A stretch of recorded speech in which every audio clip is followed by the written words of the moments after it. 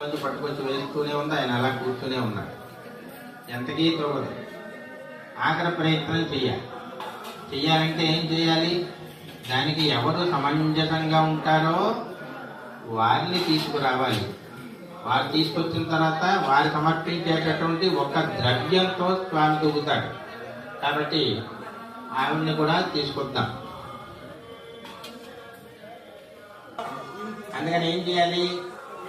కాస్త తగ్గి ఎవరిని ప్రార్థించి ఆవిడ్ని తీసుకుని వస్తుంది. వచ్చిన తర్వాత ఆవిడ ఏం సమర్పిస్తుందో చూద్దాం.